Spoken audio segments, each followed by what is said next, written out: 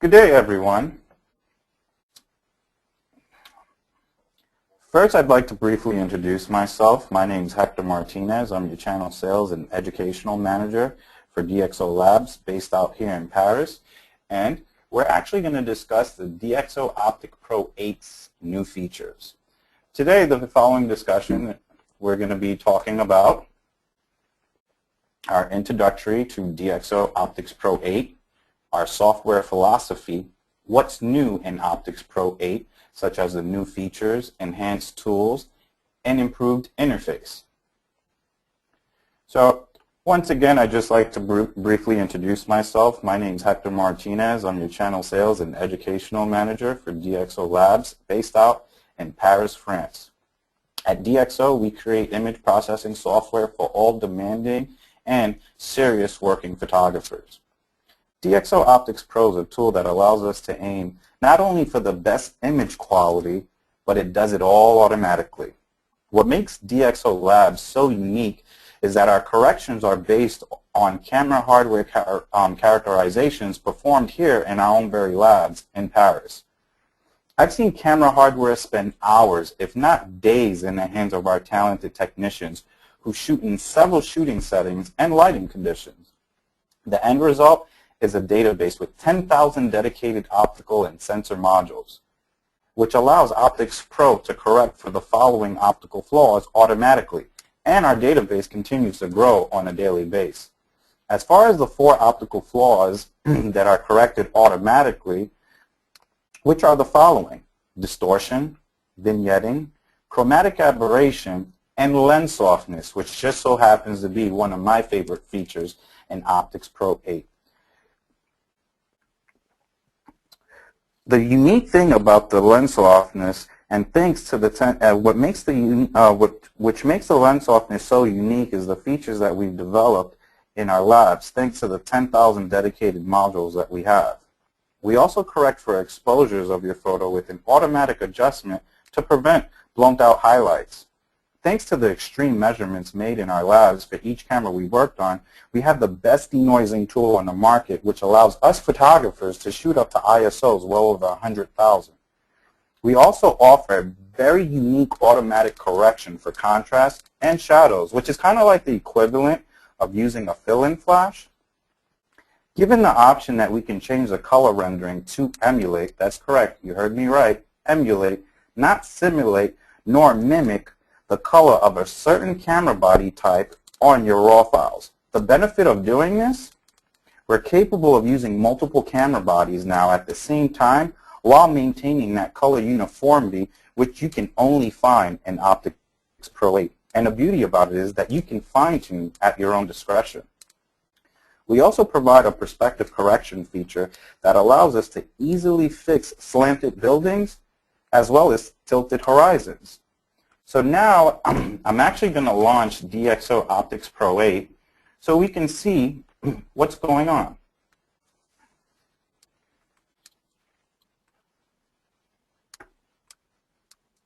So right now what I'm going to do is we're actually going to go and look up the images that I'd actually like to showcase to everyone today in our Organize tab. And the beauty about our Organize tab is that you can directly tap into your hard drive information without having to import your images.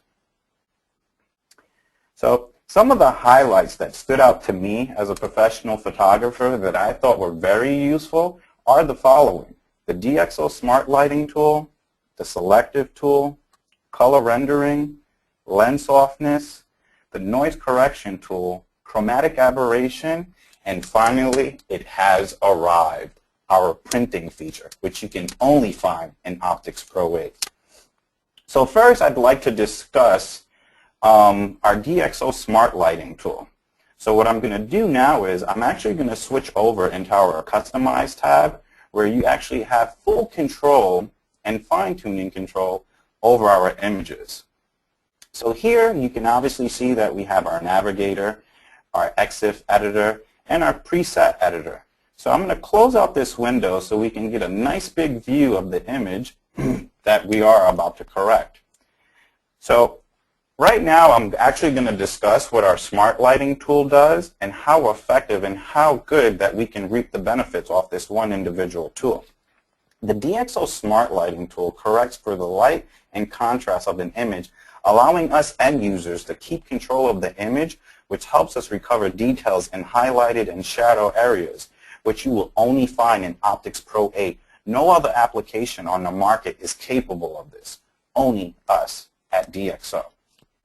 So you can find the DxO Smart Lighting tool located under the Light and Color palette. And here you go, the Light and Color palette, which is located on the right-hand side of the screen. Light and Color. So here, we're going to showcase the DxO Smart Lighting tool. Right now, as we can clearly see, and this is an image that I took in Las Vegas, and in most cases, this is something that we would probably trash out. But thanks to DxO Optics Pro and the Smart Lighting tool, what would be trashed out is now a keeper. So what we're going to do now is we're going to look under the DxO Smart Lighting tab, and under the mode, there's actually a drop-down menu where we can adjust this type of features in the slight, medium, strong, or custom. So what I'm going to do is I'm actually going to select the medium and go from lights off to lights on. Already we can dramatically see that there's been a major difference in the image quality of this one individual image. What I'm going to do is I'm actually going to zoom into a 1:1 ratio so we can really see what's going on. And if everyone at home could be so kind enough to keep their main focus of attention right around this area, I'm actually going to give you a before and after difference so you can see how strong our DxO Smart Lighting tool is. So here goes your as shot preview. And now we're going to go into our corrected preview.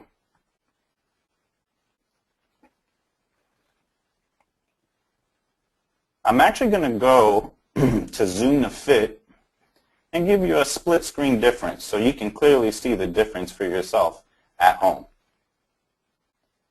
So once again, here goes your as shot, and here goes your corrected preview.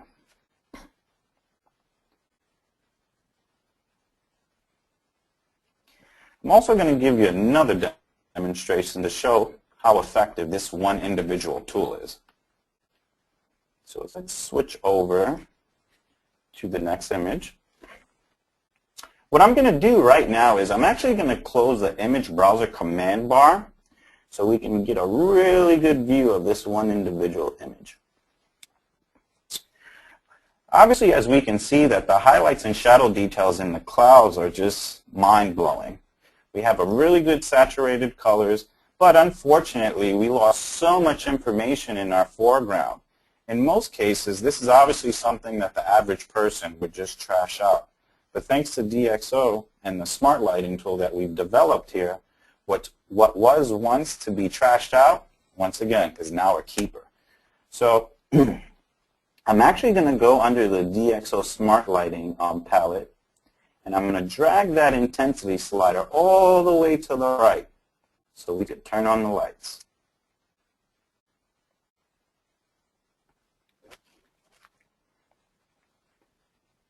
And look, the image has been completely recovered of all negative information. So now I'd actually like to give you a before and after. Here goes our as shot preview. And here goes now the corrected preview.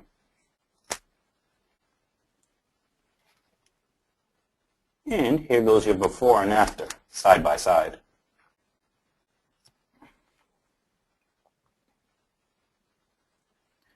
As shot, corrected preview. So once again, let's open up that image browser command bar, and we're going to go over to the next image.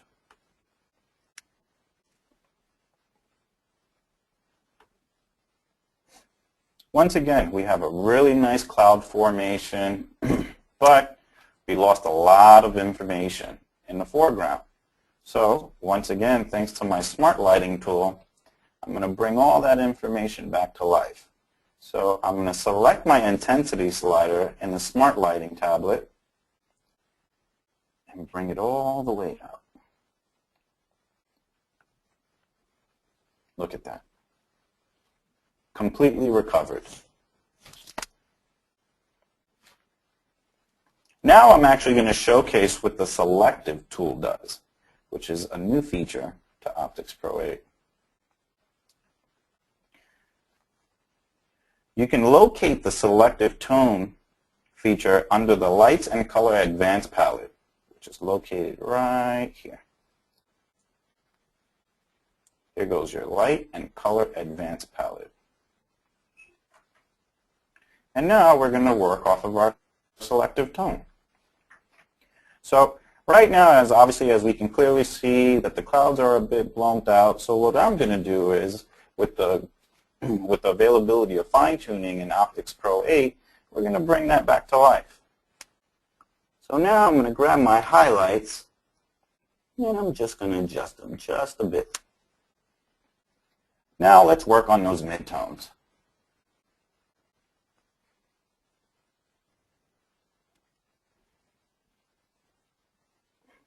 Now let's recover some of those shadows.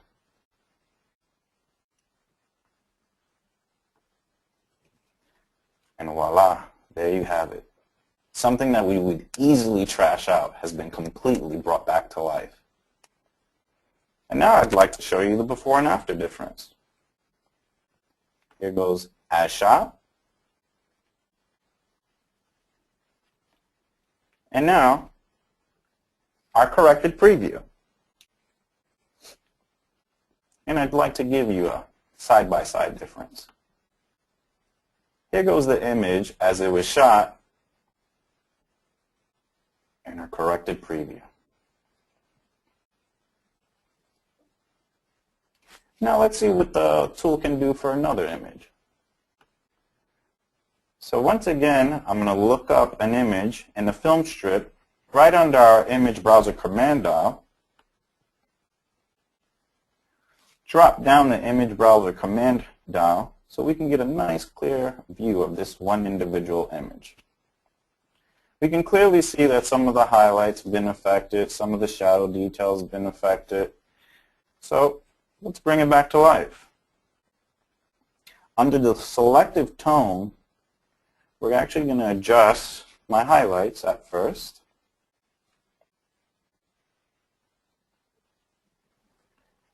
Now let's adjust those midtones.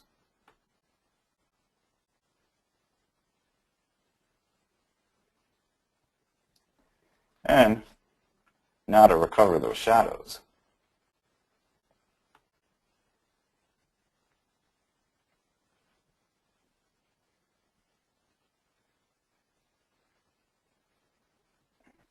And there you have it. So now let's show you the before and after. Here goes as shot. And now for our corrected preview.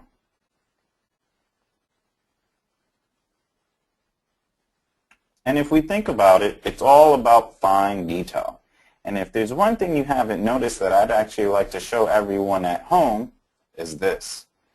I'm actually going to zoom into a 1:1 ratio. And for me as a photographer, I like to look for the smallest part of detail to showcase.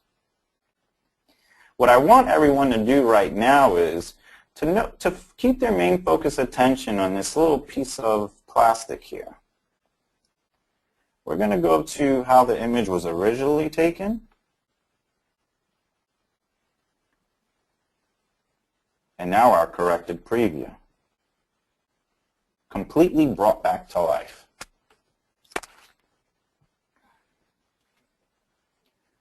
Now I'm actually going to get into this discussion of color rendering, exactly how the tool works, and what it's meant for. The color rendering color rendering tool can actually be located right under the Light and Color Advanced tablet. So right now what we're going to do is actually give you a really nice demonstration of the color rendering. So once again, I'm going to drop down this image browser. I'm going to zoom in about, you know what, let's go in about 75%. If we can keep our main focus attention on the petals of this flower, we're actually going to show you something really interesting. But before I do that, I'd actually like to discuss what the color rendering tool is meant for and how it works. The color rendering tool also works automatically to protect saturated colors. There have been major improvements for the following cameras when shooting in a RAW workflow. Cameras that I can think of off the top of my head, such as the Canon 5D, the 5D Mark II, then 7D, and for all you Nikon shooter out there who are using those CCD chips, you definitely want to definitely pay attention to this, the D700 and the D3, which the end result is a better everyday true world color. So what I'm going to do now is we're going to protect and recover those colors. So under color rendering, we actually have a nice feature now called protected saturated colors. What I'm going to do is I'm going to grab this intensity slider and drag it all the way to the right. But while I'm doing that, if you can be so kind, just to focus around these petals right around here, you'll clearly see how we're capable of recovering this information. So I'm grabbing the slider and drag it to the right nice and slow. And there you have it. And now I'd like to show you a before and after. So here's the image as it was shot. And wow, those colors are so bright, I mean they can nearly blind you.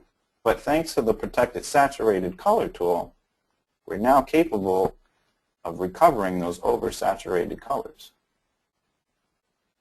There you go. I'd like to do that one more time, just in case you might have missed it at home. So here goes the image as shot.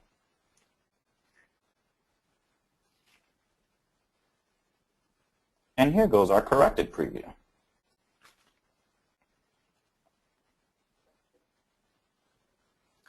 And let's show another image. So I'm going to go back to zoom to fit mode. We're going to open up our image browser command. And now let's focus on these flamingos. Okay. So obviously we can see that what should be pink has been completely oversaturated. But now, thanks to the color rendering, we can clearly see that it's been preserved. And now I'd just like to show you how well we're doing it. Just by simply unclicking the color rendering tool,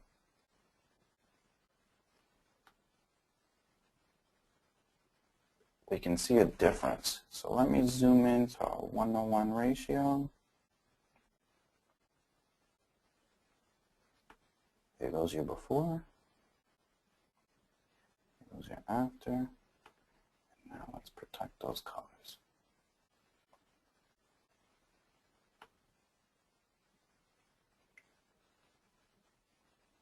Just by selecting our color rendering.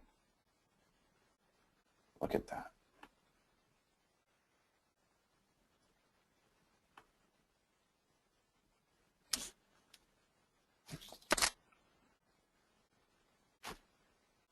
Once again, and now let's select it again.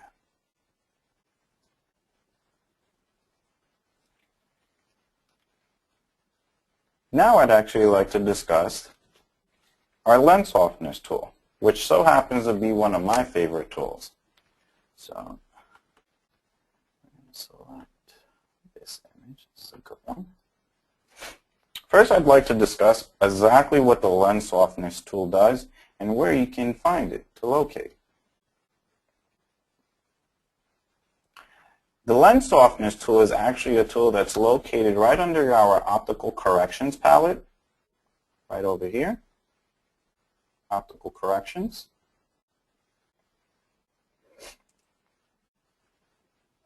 And here it is, DxO lens softness, right there. And for those who are wondering what that exclamation point is, the exclamation point is actually indicating that the effect will not take place until you're at a zoom level of 75% or more. So what I'm going to do now is I'm actually going to go to the magnification factor, zoom in to about 75%.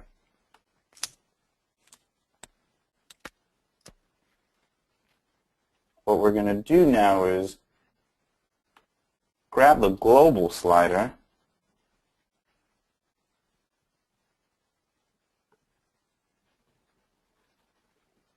give you a split screen, and if you can keep your main focus attention, look at that difference. So what's happening here with our lens softness feature, it's actually a feature that's based off an algorithm that studies the center portion of an image for sharpness uniformity. It spreads the sharpness across the board, which is done in the calibration process in our labs. What's new about the tool is that it'll allow you to avoid artificial artifacts and halos when pushed to the limit.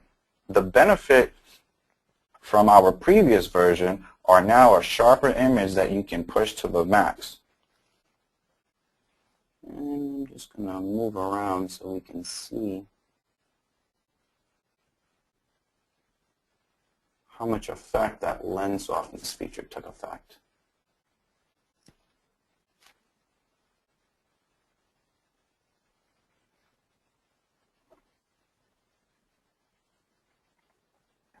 Okay. Let's go into another example. So here we are. And look at that. Isn't that nice? So what I'm going to do right now is once again utilize the optical corrections palette and use the lens softness feature. I'm going to zoom into a 1:1 ratio.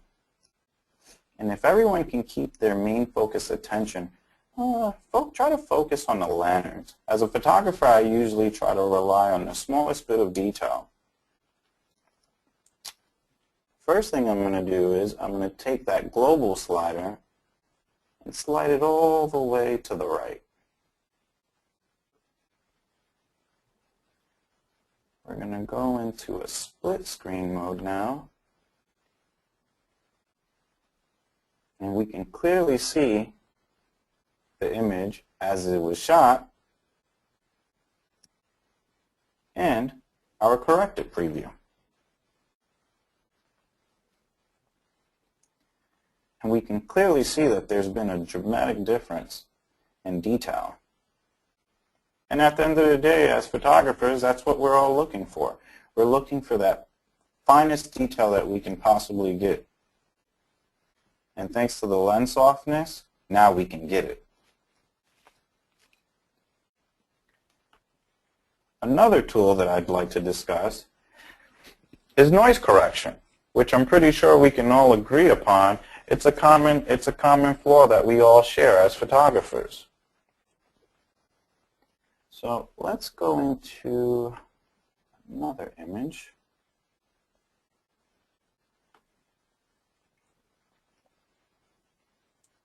Let's drop that. Before I start getting into my demonstration for the noise, I'd actually like to discuss what new updates have been implemented into the noise reduction feature that we have here at DxO.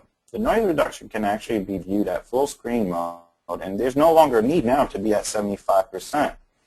But there is a feature that needs to be activated in the preferences. Dead and hot pixels have been improved as well.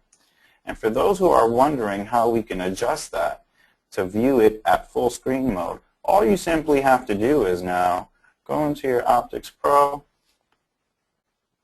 go into Preferences, We're going to go into advanced mode. And in your advanced mode, you can actually disable the noise reduction preview at zoom levels lower than 75%. But me personally, I'm pretty much comfortable working at 75%. So this is more of a personal preference of mine, so I'm just going to leave it alone.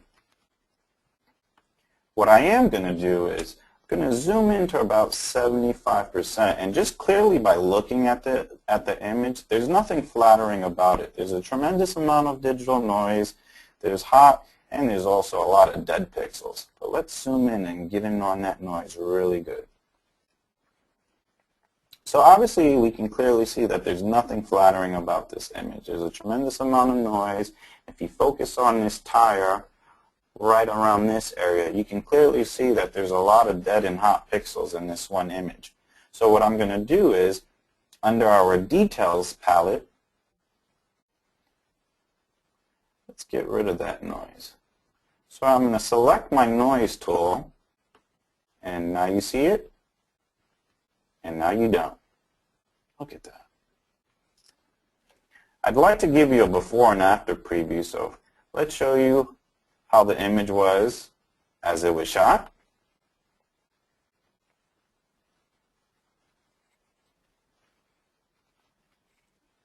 And now let's show the image corrected. I'd like to give you actually a side-by-side preview as well.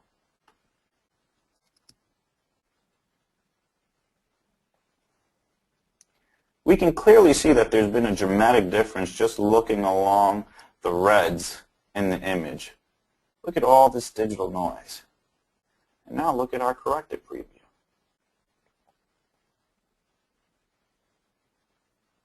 So let's think about it. Let's say if this was the only image that we had to work off of. Now we can actually use it.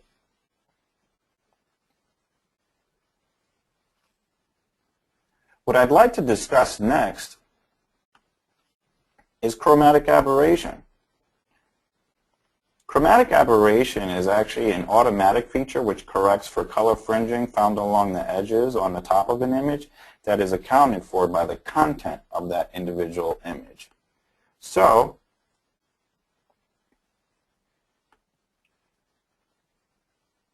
we're going to go here. And I'm actually going to zoom into a 1-to-1 ratio so we can get right on top of that chromatic aberration. This is a good spot. We can clearly see if you focus along the lines that there's some green hue. We also have some purple hue. So what we're going to do now is you can actually locate the chromatic aberration tool, which is located in the optical corrections palette. So what we're going to do is we're going to look for that chromatic aberration right here. We're going to tap into that chromatic aberration. We're going to tap into that lateral chromatic aberration. And now, yes, you see it clear, a dedicated button for purple fringing. Let's get rid of it. And now I'd like to actually show you how the image looks as shot.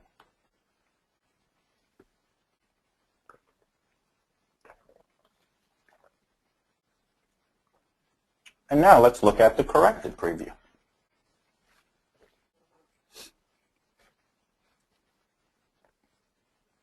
Now let's look at it side by side.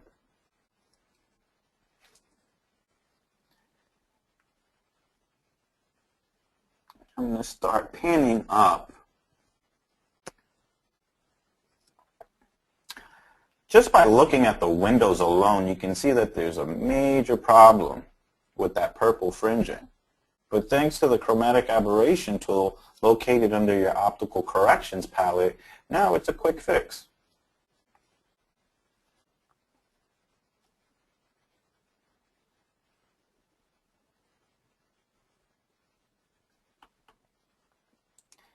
So now I'd actually like to discuss our printing feature. Yes, everyone, you've heard me correctly. We have finally delivered it, and it is here in Optics Pro 8, our printing feature.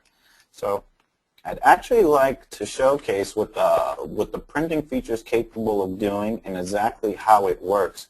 Before I do that, I'd actually like to give you a demonstration on how the printing feature works and how it can be utilized.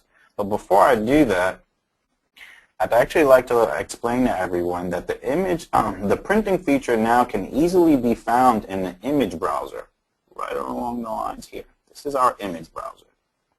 And your printing feature can be located on the far right-hand side of the application. There it goes, printing feature.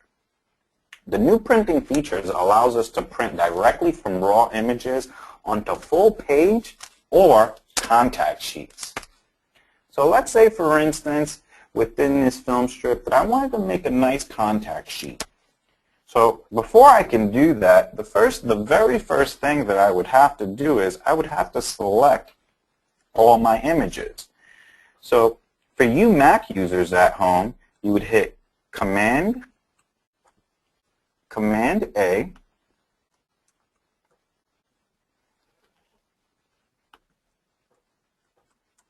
or for you PC users at home, you would hit Control A to select all the images. Now what I'm going to do is I'm actually going to hit that printing button.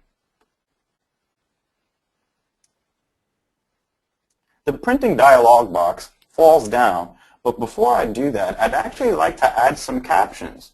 So what I'm going to do is, under DxO Image Settings, we're actually going to add captions. I'm actually going to add the image name and metadata of the information, which you can clearly see has been brought up on top, but me personally, I like to keep it on bottom. So I'm actually going to move the positioning from above to below the image. Now, let's create that contact sheet. So we're going to open up the drop-down menu, and under the drop-down menu, you can clearly see that we have a couple of different features and functions. We can actually change the page attributes, the layouts, color handling, paper handling, color page, print settings, color management, and expansion. But right now, I want to create my contact sheet. So we're going to go to DxO Layout. In a situation like this, I'm probably going to go 4 for 4. So I'm going to create 4 rows. And now let's create 4 columns.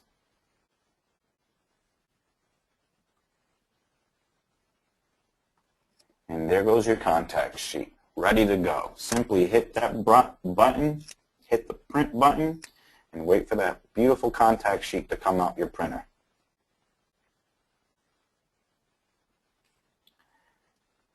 There it is.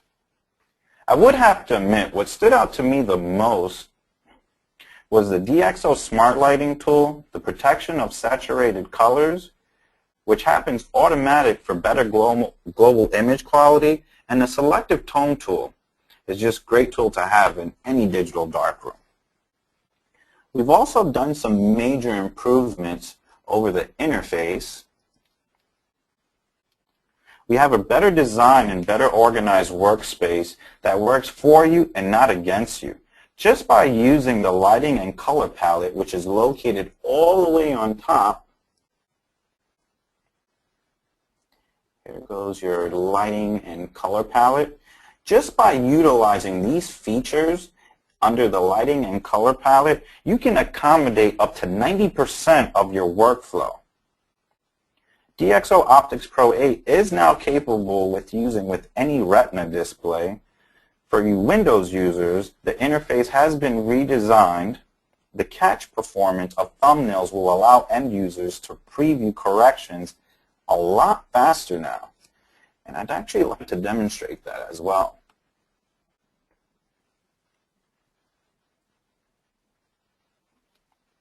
And there goes your live preview. Let's go on to another one. There goes your live preview. Filter effects are now kept intact when restarting Optics Pro 8. And new sorting features as well have been added. So there's no need to start all over from scratch. And as far as the sorting features, you can actually locate your sorting features under the image browser command bar, where now we can actually adjust it by whichever way we want. May it be a ranking system, ISO speed, what type of lens, camera body. Output settings also have been improved. Better EXIF management, image resampling, sharpness of output for printing. And as we all know, that every single photo we take is unique in its own way. Doesn't matter whether we shoot the image in several different times under the same lighting condition using the same camera settings. As we all have noticed from personal experience, some images have grain in darker areas while others lack contrast in certain areas, and others just suffer from major backlighting issues. Most post-production software allow us to deal with these problems by offering a wide range of overwhelming corrections, but leaving you to do all the heavy lifting yourself. To sum it up, what we're doing here at DxO is we're actually providing our end users with a laboratory standard with the availability to fine-tune. So why sit behind a computer editing? Spend more time shooting, doing what you love. Let us worry about making all those corrections for you. So on that note, I'd really like to thank everyone for taking time out to attend our webinar, and to let everyone know that we're actually running specials to the end of December 24th, so feel free to pay us a visit at DxO, or you can simply pay your local reseller a visit. Once again, my name's Hector Martinez, your Sales and Educational Manager here at DxO Labs, wishing everyone a happy holidays and a great new year, and until the next webinar, keep on shooting and doing what you do, and we'll see you soon. Thank you so much, and have a good day.